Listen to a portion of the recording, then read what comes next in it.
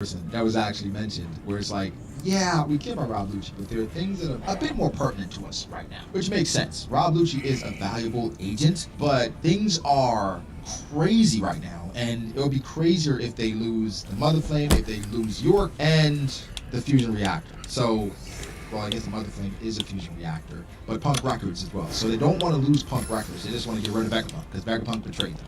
Saturn called human beings insects. Now, we knew the world government thought that, where they don't really view people. It's basically like, if I can save a lot of people and I just have to kill a few, then so be it. But for them, it's about them and their power, their reign. It doesn't really matter about the people. The people are just pawns to move on the chessboard. And we knew that, but him just confirming this, Doberman reacted, he was like, just Roger. And that's the tough part about being a Marine. You just kind of have to follow orders till you're in a position to basically decline those orders or alter those orders like Kizaru was in this chapter. We'll talk about that as well. I'm pushing a lot of Kizaru stuff back because that was the title of the chapter and we get a lot of Kizaru stuff towards the end of the chapter. So I'm just doing what Oda did to us. I'm sorry. He did to Miyaduchi. Just how it is. York is banking on the fact that she had to deal with the Gorosei, and so she has a lot of leverage, so they're not going to do anything to her. Whereas, like, these are Straw Hats. They don't operate based on logic, so you need to calm down. Something that happened in the chapter is a small thing, right? Nami and Robin, where Robin's just telling her, calm down, chill out a little bit. Some of the best chapters in One Piece revolve around conflict, and the Straw Hats having conflict. I would like to see Nami and Robin disagree on not only the direction of the crew or where the crew is going, because it's Nami's wheelhouse, or just treatment of a certain individual. Again, Oda's not going to go that deep in regards to the Straw Hat dynamics, because for the most part, he keeps it jovial, keeps it light. Arguments rarely happen when they happen their entire plot points.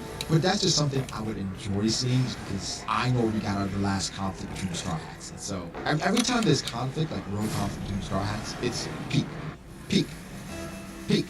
And I guess that's why I would like to see it. Not saying it's necessary, just the personal thing, right? Also, since we're on Robin, when did she get hurt? Are we missing something? Is that even Robin? I know. We're going to say this a few more times throughout this review, but of course Oda skipped things, and now I'm pretty confident Oda's going to go back into this context in regards to that flashback. Then when he gets to a chapter, he's like, I don't know what you draw here. Let's just show what happened back on Eggman, right? Because that's in the bag. That's in his back pocket, showing what happened. Because with Robin being hurt, I remember Robin getting hurt. So, I don't know. He's going to have to show more context. He's going to 100% give more context of what happened so that we can understand, hey, not much really went on, but I want to show you what happened. And again, it may feel like filler, but a lot of people I saw, they were saying, yo, Oda, I want to see what happened. You're skipping around. And we got some of the same complaints back then. So, you know what I'm saying? So for me, I would like to see what happened now. What's going on with Robin? Even with Ron, man, I'm kind of suspicious. Now, it's never going to be just sane or normal for me seeing Rob, Lucci, and Kaku just mingling with the group. Knowing the history between these characters, never going to be sane. And Rob Lucci, he's plotting. He's plotting something. Not sure when they're talking about the Seraphim and Wrath being, or Edison and Lilith. It was awkward because it's like Rob Lucci's right there. When he first pulled up, Atlas got freaking stonewalled by Rukogan, right? So it was like, just hope they don't remember that. That was funny. Come on, that was funny. The chapter's transitioning smoothly, just giving us updates, slowly but surely, because you see the Seraphim as well. And every time this happens, guys, you can tell me this happens to you as well. Every time I see the Seraphim and they talk in like full sentences, I'm like, oh, they can talk, but they've talked before. But every time I see them, like, yo, they can actually speak. And so what I'm going to do, I'm going to make it a mission of mine to go back and very keenly look at every S-Hawk action, interaction, reaction to somewhat get more of Mihawk's personality, because S-Snake is a lot like Boa. And so the lineage factor, like he's, theorizing that a lot of their traits and personalities got passed through the lineage factor. And clearly that's happened because Jinbei, a man of few words. S-Hawk, very prideful. S-Snake, very arrogant, right? And Kuma not saying much either. Those two, that's Jinbei and Kuma, they don't speak. So it's like, I think Oda's giving us a bit of their personality through these Seraphim, and I wonder if he's dropping hints about Mihawk and who he is in his Seraphim, because when we saw him, he wondered about Zoro and him being a monster. He was a bit scared, right? He's a bit scary. And also he's trying to pick off the weaker ones. I'm like, is this telling us about Mihawk's character or underlying things about Mihawk? Again, I don't think Mihawk's scared of anything, right? Not even a guy with red hair. I don't think so. But I thought it was really interesting that the Seraphim, I wasn't looking at them as people. Now I'm starting to, which feels like the purpose. Also, Luffy falling in love with Hancock as well, or S Snake. Gotta stop calling her Hancock because when they're in the same vicinity, it's gonna get confusing. So S Snake, her falling in love with Luffy. No one was shocked about that, right? Like we all knew that was gonna happen. So when that happens, like yeah, that's Luffy. That's what he does. That's S Hawk. That's S Snake. She's based off of Boy Hancock. That's just meta. You know what I mean? Something small. It's so small, but I like when Jinbei turns. Just gives a quick one-off about what he thinks about the situation because he's kind of the calming voice among the Straw Hats. Out of all the Straw Hats, he's the most sane. He's the most normal. No quips, no gags, just the most normal. The thing is, he's like a dad, uncle, right? A great uncle of the crew. So I like his idea. Him talking about Luffy and just how she looks down on everybody except Luffy. It just reminds me back to just Amazon Lily, Impel Down, Marineford, like Hancock vibes for me.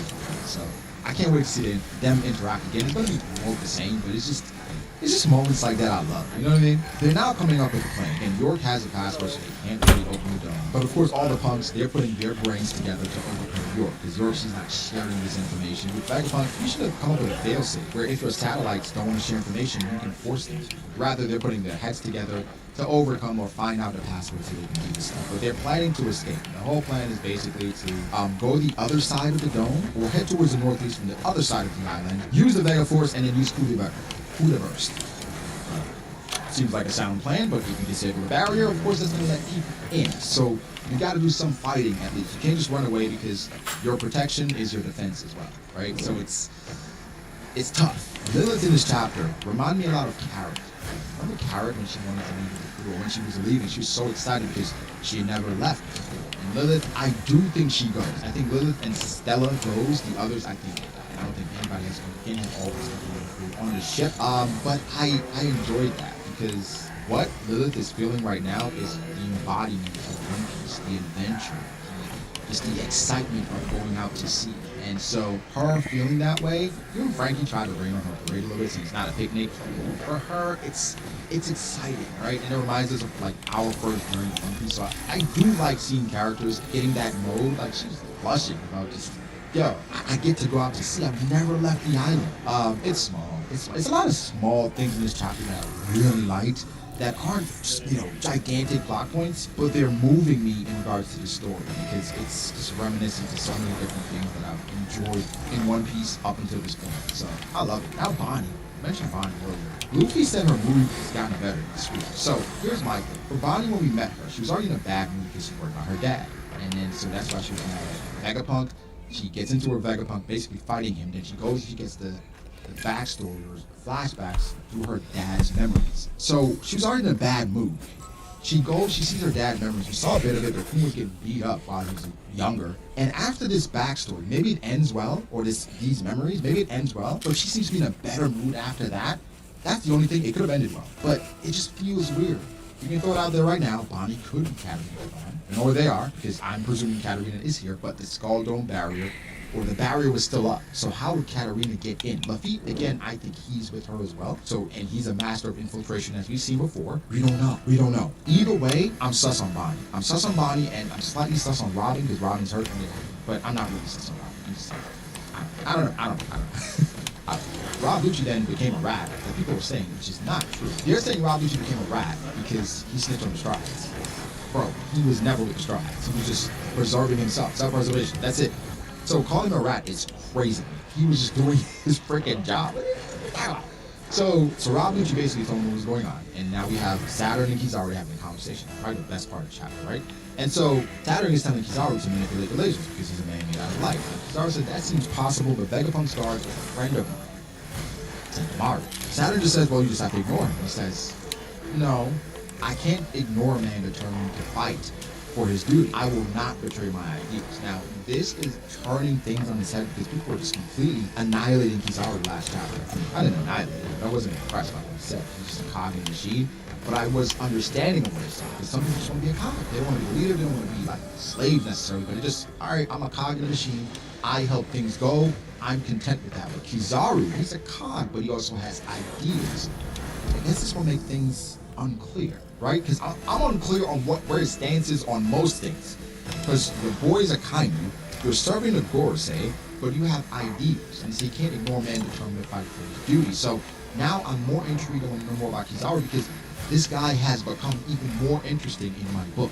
And him having ideals and not betraying them tells me that he's a stand-up guy in situations. And in this situation, he's like, yo, I can't ignore him. He's standing on it, I'm gonna stand on it too. To the Gorosei, by the way. And he's the one that I think would fold in front of the Gorosei. But if it's something he believes in, his ideals, it is what it is. He did say, I'm just gonna stand on my ideals, but he also gave him more explanations as to why that doesn't make sense, right? The losses will be countless. Sentomaru can do different things. However, that was first and foremost. I'm not gonna do that, bro. So Kizaru, even though he's deployed when Celestial Dragon gets punched, right? He's willing to go to Wano if Akane wants it. But if it comes to like hurting his boy or friend or ignoring his boy, he's like, I'm not gonna do it. Sorry. So he has a backbone, he has a spine. I like that a lot. And he says the situation is getting more complicated. We then see the Vice Admirals, they're deploying. And I love the fact that Oda is having them look at least competent. Not much has happened, but they look decent. That's what I can say. And so they look decent, they look competent. Here's what I gotta say. Please, Oda, do not just have the Vice Admirals. Have them be at least competent. The Vice Admirals, that stock is in the mud. And this isn't just about like admirals or not. It's about the story continuity. And if all the Vice Admirals look trash here, when's the final war? We're not gonna care about this. Maybe even if they look decent, we're not gonna care about them either way. But give them a show. The Vice Admirals outside of Garp, I think even including Smoker, we don't respect the Vice Admirals. Let us respect them. When do you respect? When we found out Garp is a Vice Admiral, it's like we respected him, but then find out that he declined Admiral promotion is like he's really an Admiral. He's just in a Vice Admiral position. Anyway, let's continue. Probably second best moment of the chapter for me, because the first one was Kizaru and his ideals. Kizaru, Gata no Kagami, and just blitzing to Sentomaru. Now, people are going to say, well, Rob Lucci was able to notice Sentomaru. When he was on guard, Kizaru clashes with Sentomaru. He says he has the strongest defense in the world. But then after that, Luffy says, oi, oi, oi, someone very powerful is on the way. Now, listen, it's Oda showing us that this moment between Sentomaru and Kizaru has to happen. You can't just make it a Rob Lucci thing. And that's why I've turned around a lot on power scale. Because there's certain moments that I power scale, there's certain moments I don't. This Sentomaru moment versus Kizaru, I don't power scale. It's a canon event.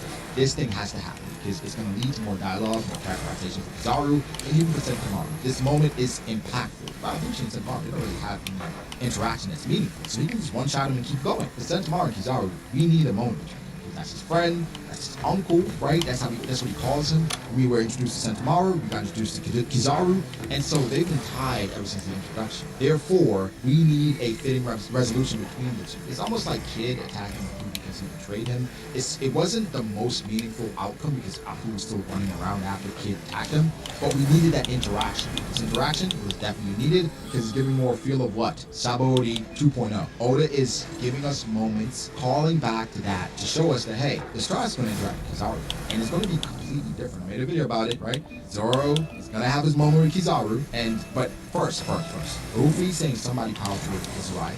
People are comparing it to Greenville, where Greenville didn't have the Straw Hat stage. They were sitting there watching him. Where Kizaru has Luffy looking up at him, terrified.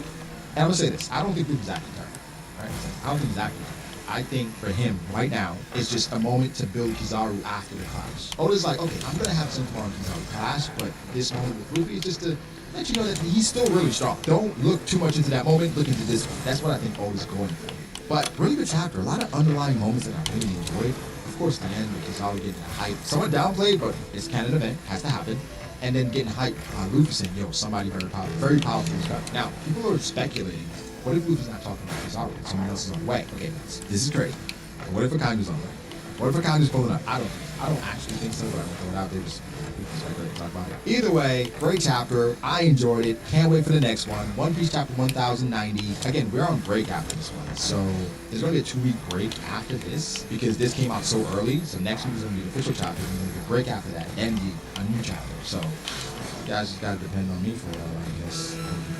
Either way, I have a video where I'm talking about Zoro fighting Kizaru. You can click here, check it out. I think it's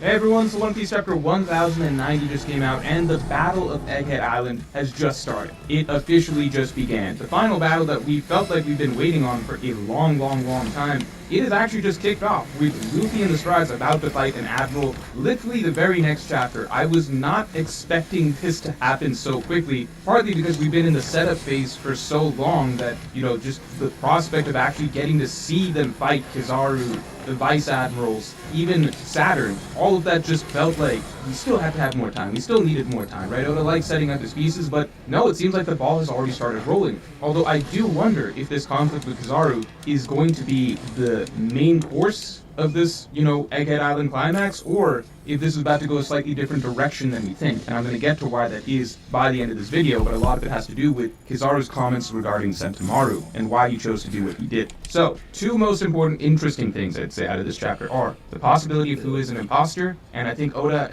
being the writer that he is, I think he dropped several hints, red herrings, whatever you want to call them. He dropped several little interesting details throughout this chapter that make it feel like it's littered with possibilities as to who Katarina Devon could be. If you don't know what I'm talking about, the Blackbeard Pirates ship was heading towards Egghead Island last that we saw. There are only two members that could possibly be on it, that is Laffy and Katarina Devon, as they are not accounted for at either the Blackbeard Pirates group that was fighting against Law or the Blackbeard Pirates group that was fighting against Garp. So Laffy and Katarina Devon, they're the two that most likely made their way over to the island, practically guaranteed. And interestingly, Laffy's strength is infiltration. As we saw in his very first appearance, he broke into Marijoa with a bunch of top-tier observation hockey users not even realizing. And Katarina Devon's specialty is, of course, impersonation, right? She's able to take the appearance of anybody that she so chooses. So that is a deadly combination, considering we have an entire night of missing information. This has almost never happened in One Piece in this manner before. Oda is playing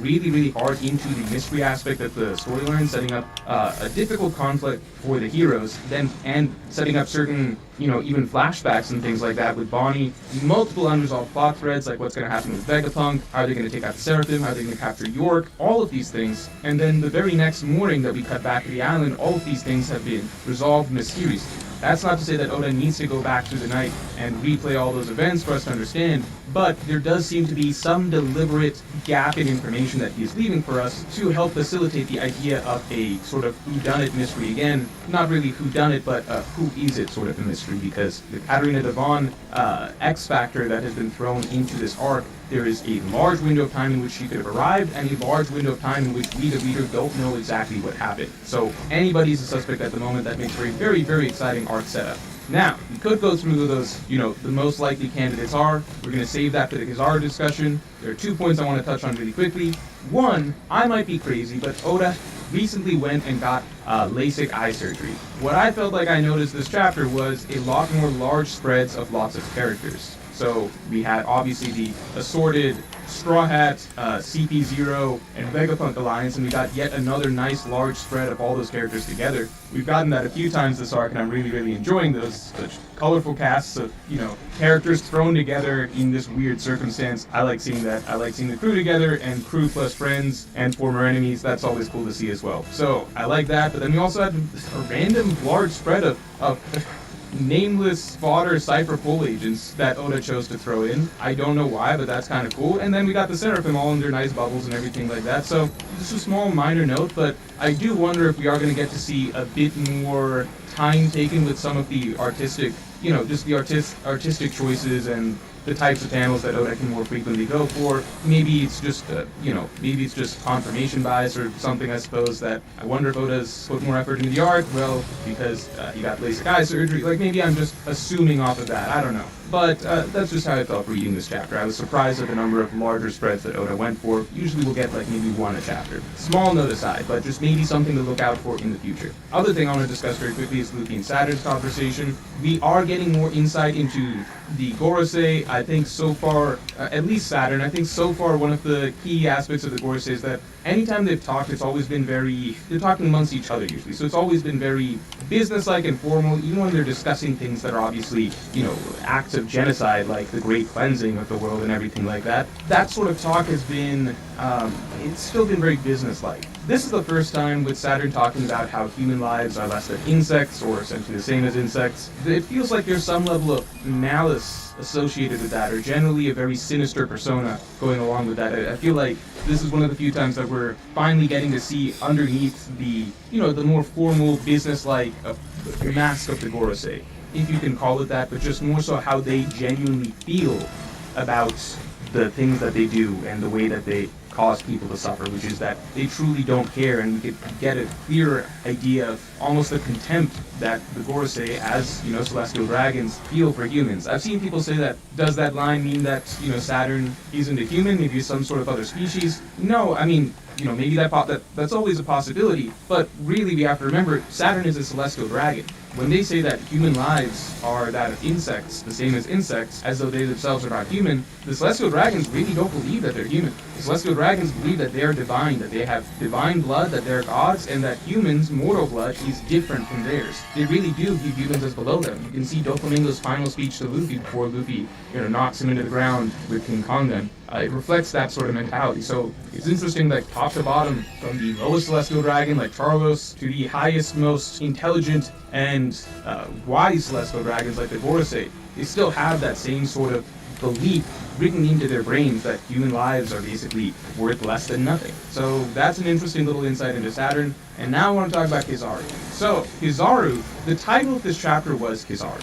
Usually when Oda does something like that, at least for a significant character, right, like Aokiji or Akainu or something like that, what we tend to get is some sort of very impressive display of power, or a seemingly very important chapter for their character. I wonder if Oda just randomly named this chapter Kizaru because there was no other clear thing to title it around, but at the same time, I'm curious because Kizaru really didn't do that much this chapter. Right? He zoomed in very quickly, took a shot at Sentomaru, and it seems like he's going to take on the Strat's next chapter, but in that case, I would expect next chapter to be the one where it's titled after Kizaru, because next chapter is the one where we really would get to see a lot of Kizaru in action, I would imagine. This chapter was the one that's named Kizaru. And it's been a little bit of an interesting trend over the last couple of chapters of just us getting a slightly different perspective on the type of person Kizaru is. Because before this, most of pre-time skip, his few appearances post-time skip, Kizaru's own views and motivations and perspectives have never mattered. He's always fine just going along with whatever the world government, the Marines, tell him to do.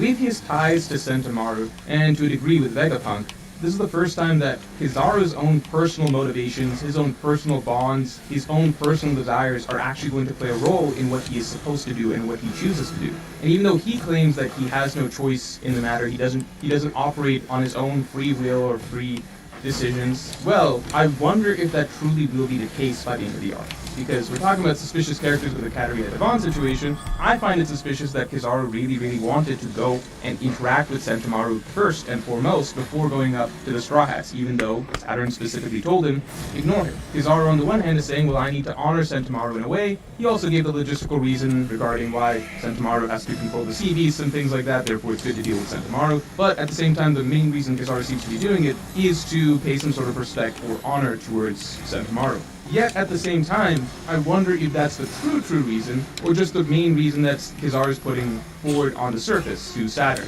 I wonder if Kizaru wants to interact with Sentomaru in some way. I wonder if Kizaru has something he needs to say to Sentomaru. It's just very odd to me that between the last couple chapters, it feels like Kizaru's true personality and motivations seem to be bubbling under the surface, and it seems as though he does actually not want to be going up against, Sentomaru and potentially even Vegapunk. And this might be the first time that there's a conflict of interest for him in terms of what he actually wants to do. The fact that Oda's titling this chapter after him seems like we're about to get more of a spotlight on Kizaru. I wonder if his actions are not going to quite line up with what he's telling Saturn and what he's going to be reporting to the world government. I wonder if there is something a little bit more there. At the end of the day, if Kizaru did just beat Sentomaru senseless and he's just going to go on and try and be a killing machine for the world government, trying to take out the Straw Hats right after this anyway, well then, at the end of the day, that just is who he is. But I can't help but feel that we are set up to potentially get just a little bit more out of Kizaru, and he might turn out to be a little bit more of a nuanced character by the end of this storyline.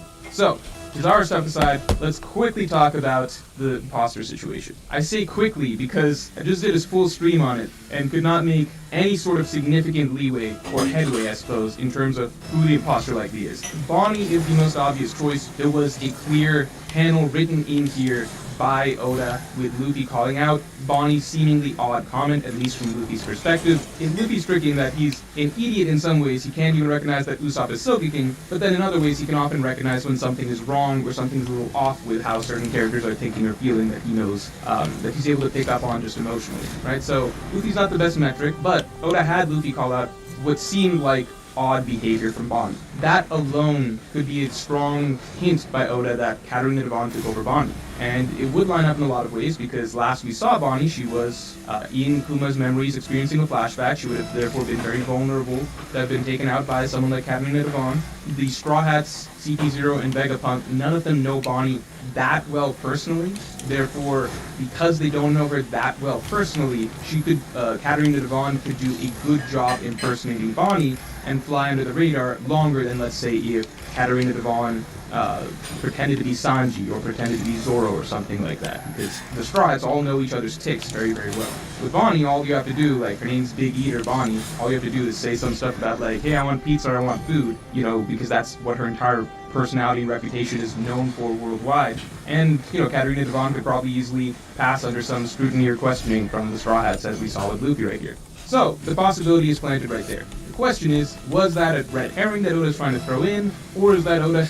We don't, Oda hasn't done this sort of thing that much. Oda's a master at mysteries, but this is a very specific type of mystery, right? Like, we already did it once with the Vegapunks. This is kind of taking that and scaling it up a little bit by widening the cast of potential suspects, right, to pretty much anyone on the island. The who is it? Who's the culprit, right? So, in this case, we don't have that much past data from past arcs to go off of, okay, if Oda's having Luffy say this thing about Bonnie, is that in Oda's mind like a subtle hint that he's dropping to the reader that's supposed to be really clever, that Bonnie's the imposter, or is Oda just putting that out as like a very deliberate red herring? We don't really know how good he is at this sort of thing, if that makes sense. So it could either be the most obvious hint in the world that Oda thinks is subtle, or it could be Oda being, very next level and giving us a red herring that readers are going to latch onto. So, I think easy face value answer is Bonnie, but there's a myriad of other suspicious activities that happen in this chapter. You've got Lucci being very suspicious of Stussy. Why is Lucci being suspicious of Stussy? Could that possibly not be the real Stussy? You've got some people believing that Robin was acting out of character during the conversation with Luffy and Saturn, as well as people pointing out that, well, how did Robin even get injured? Where did that exactly happen? Robin wasn't even fighting anyone. Then you have some people saying that Usopp should have acted more cowardly or more outspoken about the dangers that they're about to go up against. There's just quite a few options, I think, right now that would make sense. And some people even have Kaku in the books as a possibility, just because Kaku's very, very injured, and therefore he could get away with kind of just be like playing dumb or playing dead for a good portion of the arc, and then revealing himself to be the actual culprit. Not to mention, Kaku's probably a character that could easily be taken by surprise, as we saw him being taken out by Stussy much earlier. So there's a lot of good options for who it could be. I find that personally very, very exciting. I thought the York reveal for the Vegapunk mystery was solid. It was decent, like nothing crazy. I think the potential for this one is a lot higher, just because the reveal of who's actually the traitor could come at a much more pivotal moment, I suppose, because that was during the setup phase of the arc, kind of killing time until we actually got to the fight. Now we're in the climactic battle of the arc, and somebody amongst this group of protagonists is not who they seem, most likely not who they seem, and there's just a lot of opportunity for a very, very cool moment at some point in this final stretch of the climax of the arc, or a very, very cool twist or reveal. So, definitely looking forward to that. Can't believe the Egghead Island final battle has already begun. Really looking forward to how things play out. So, I will talk to you all next week.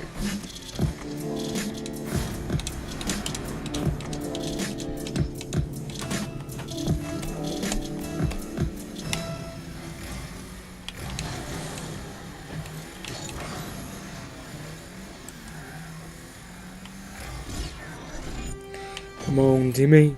Why you get done like that?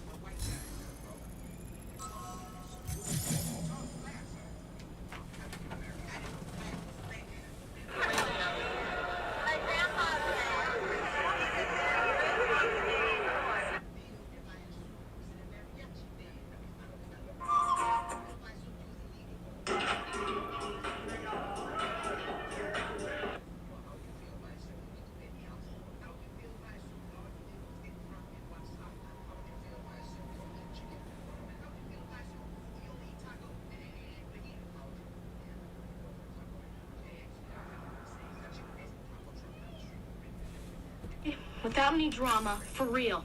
This is the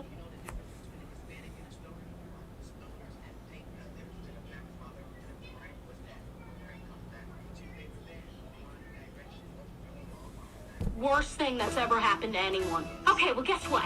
I bought you the shirt, so you're going to wear it. There's two types of parents. Ones who curse at their kids, and the ones who lie and say they don't.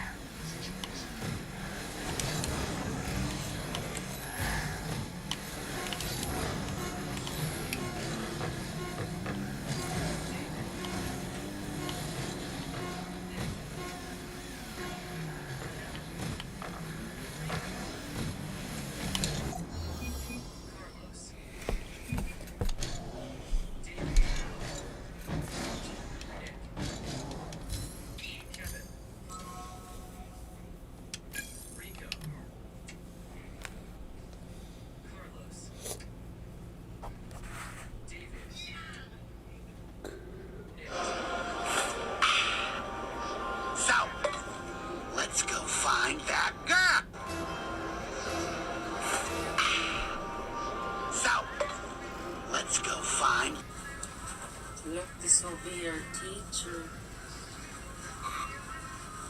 No, I don't want the teacher like that. Oh, Yes, because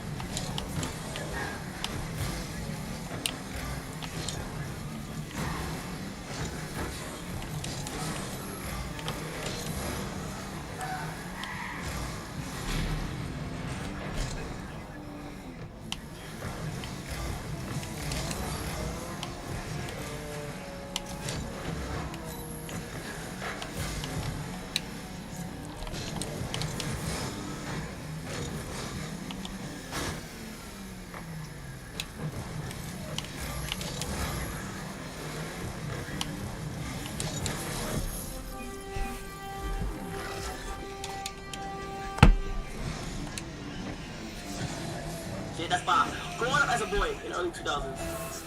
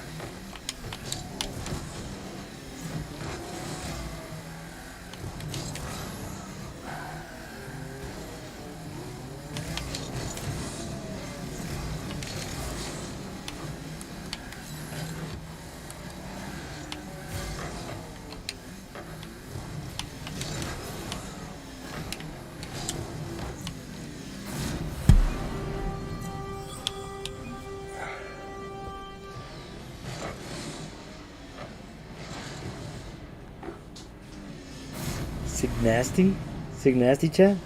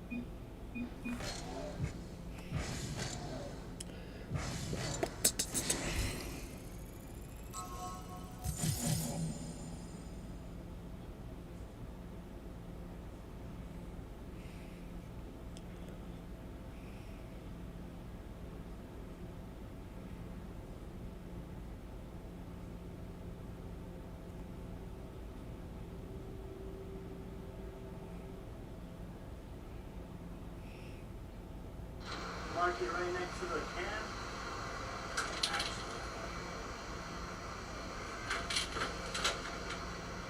Then you want to snap them, see? Pull it apart.